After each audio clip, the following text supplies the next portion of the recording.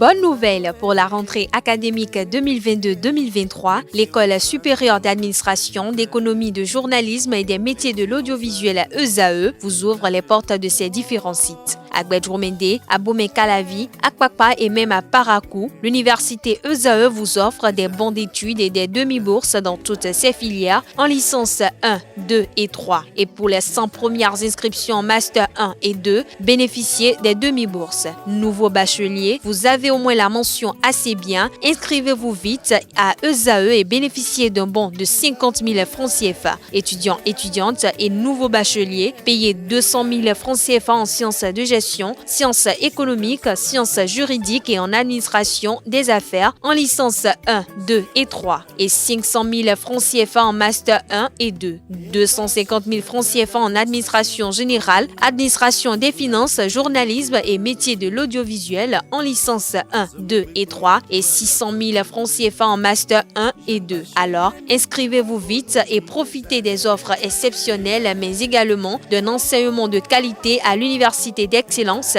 ESAE. Infoline 90 93 65 21 ou le 98 98 14 00. ESAE, l'excellence à un nom. Bonjour à nouveau, chers amis internautes. Le quotidien béninois d'information générale et d'analyse, l'informateur titre ce matin en manchette: législative de 2023, les participants bientôt fixés, le NFN déjà recalé, aucune observation notifiée au bloc républicain, les partis qui ont déjà complété leur dossier, course contre la montre dans certains états-majors. Des détails sur le point que fait le journal ce matin à la page 3 de sa livraison de ce vendredi matin. De retour de sa tournée en France, Patrice Talon reçoit 17 lettres de créance. Des détails sur les dites lettres de créance à la page 4 de la parution de ce matin. Toujours à la une de l'informateur de ce matin, Université d'Abomey-Calavi, liste des nouveaux chefs de département et leurs adjoints dans les colonnes de la parution du matin du journal. Retrouvez dans les mêmes colonnes de la parution du matin de l'informateur les productions journalistiques rédigées par les étudiants en formation de journalisme à l'École supérieure d'administration, d'économie, de journalisme et des métiers de l'audiovisuel ESAE. Le matinal titre ce matin en manchette: régularisation des dossiers après notification des observations par la Commission électorale nationale autonome Sénat, course contre la montre pour des partis politiques. Le bloc républicain déjà détenteur de son récépissé définitif. La force Cori pour un Bénin émergent FCBE se met à jour. MPL, Mouvement populaire de libération, les démocrates et l'Union démocratique pour un Bénin nouveau UDBN s'activent. L'Union progressiste Le Renouveau et le MOEL Bénin, mouvement des élites engagées pour l'émancipation du Bénin, procèdent aux corrections ce jour. Toujours à la une de le matinal de ce matin, quitus fiscal. La jauge du sens civique qui fait débat. Le journal Palmarès en manchette ce matin, 112 heures après son vol inaugural, Corsair crée une émulation dans le transport aérien au Bénin.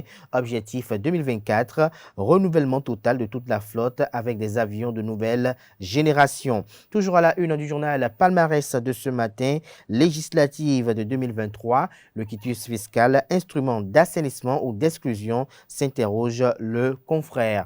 Matin libre en manchette ce matin, audit du fichier électoral. Gogbedji et Lafia ont-ils suivi Elias, s'interroge le confrère. Deux versions contradictoires quant à l'audit de la liste électorale informatisée. Toujours à la une de Matin libre de ce matin, législative de 2023, en attendant mardi 17h, démocrate DGI, notre direction générale des impôts, lors des négociations, outre le défaut de 3 quitus, pas d'autres observations de la Sénat, des cotisations spontanées pour soutenir le parti politique, des précisions à la page 6 de la parution du matin du journal Matin Libre. L'événement précis, titre ce matin manchette, examen à la Commission électorale nationale autonome Sénat des déclarations de candidature pour les élections législatives de 2023. 6 partis politiques renvoyés à la correction de leur dossier. Aucune observation n'a été faite au bloc républicain, révèle Robert Guian. Le dossier du parti NFN rejeté, nous rassure le quotidien du journal L'événement précis ce matin. Toujours à la une du journal, l'événement précis de ce matin, diplomatie, 17 nouveaux ambassadeurs officiellement accrédités au Bénin. Nous passons à présent au journal Le Télégramme, législative du 8 janvier 2023, le point de l'étude au fond des dossiers. Une liste à jour, une recalée des dossiers à compléter pour 6 partis politiques. Toujours à la une de Le Télégramme de ce matin, demande de libération de Rikia Madougou, les arguments du groupe de travail de l'ONU, intégralité de l'avis du groupe de travail sur la détention arbitraire à retrouver à la page 6. Trafic d'organes humains, un jeune homme interpellé à Koulékamé avec un crâne humain. Des détails sur cette scène à la page 5 de la livraison de ce matin du journal qui propose également comme titre ce matin à ses lecteurs, pour être précis à l'oreille droite, démantèlement d'un ghetto à Parakou, 8 dealers arrêtés, des costumes de Egungun et divers objets retrouvés chez eux. Nous passons à présent au journal Nassiara qui titre ce matin après l'injonction du groupe de travail onusien sur la détention de Rikia Madougou. Que fera le pouvoir de Cotonou, s'interroge le confrère. Législative de 2023, suspense chez les démocrates, nous fait observer le quotidien Nassiara ce matin. Dynamisme info en manchette, étude des dossiers de candidature pour les élections législatives. La Sénat, la Commission électorale nationale autonome, fait sa première délibération et invite les partis politiques à se conformer. Sommation du groupe de travail sur la détention arbitraire de l'ONU. Le Bénin maintiendra-t-il Rikia Madougou en prison? S'interroge le confrère de Dynamisme info. L'affiche du jour à la une ce matin, à quelques jours de la fin de leur mandat à l'Assemblée nationale. Que retenir de Louis Vlavonu de la 8e législature, s'interroge le confrère. Porto Novo, la mairie lance le recensement des bénéficiaires des prestations du registre général de sécurité sociale. Des détails sur ce recensement à la page 2 de la livraison du journal L'affiche du jour. Le progrès en manchette ce matin à propos de l'obtention du quitus fiscal. Les partis politiques à l'heure de la vérité. Liste des membres de la mouvance n'ayant pas obtenu de quitus fiscal. Nous passons à présent au journal Le Potentiel. Travaux de réfection de modules de 3 classes, bureaux et magasins à l'école primaire publique à Dandopodji à Abomey, Blaise Aranzo-Glélé et Antoine Djedou, ébranlés par un scandale financier, des millions encaissés par l'entreprise Mossana BTP depuis 2017 sans exécution du marché, saisi par Le Potentiel. L'ex-maire et son successeur font de la rétention d'informations. Des détails à la page 3 de la page ce matin de Le Potentiel. Toujours à la une du quotidien Le Potentiel de ce matin, polémique sur l'obtention de certains quitus fiscaux. La vérité cachée au peuple révélée chez les démocrates. Il s'agit d'une fuite de responsabilité. Toujours à la une du journal Le Potentiel de ce matin, descente des flics dans un ghetto à Parakou. Plusieurs objets saisis, des individus arrêtés et placés en garde à vue. Le journal La Nouvelle Tribune ce matin en manchette. Affaire Rikia Madougou, le choix difficile de Patrice Talon. Le journal fait savoir que la décision du groupe de travail sur la détention arbitraire des Nations Unies, GTDA, demandant la libération immédiate et sans condition de l'ancienne ministre Rikia Madougou ne laisse évidemment pas le président Patrice Talon et son gouvernement indifférents. Plusieurs options sont ouvertes, mais quelle que soit celle qui sera prise, le chef de l'État laissera des plumes, fait savoir le journal ce matin. Législative de 2023, comment les leaders politiques se sont fait harakiri, c'est à retrouver dans les colonnes de la page ce matin du journal La Nouvelle Tribune qui illustre son titre avec les photos de Théophile Yarou, de l'ancien parti politique LNA. Vous avez également Valentin Aditi Roudé de l'ancien parti politique DUD et vous avez également un ancien parti politique dont le leader a eu à fondre dans le parti politique Union progressiste Le Renouveau. Nous passons à présent au journal L'Économiste qui titre ce matin à la une, président de la Banque ouest-africaine de développement BOAD à la COP27, nous impulsons le développement par la finance climat. Des détails sur ses propos à la page 10. Le matin, titre ce matin à la une, législative de 2023, fin d'étude des déclarations de candidature par la Sénat, sont 12 heures au parti politique pour compléter les dossiers. Le parti Nouvelle Force Nationale NFN disqualifié. Le bloc républicain, seul parti à avoir son récépissé définitif. Nous passons à présent au journal Nord-Sud quotidien, j'allais dire plutôt.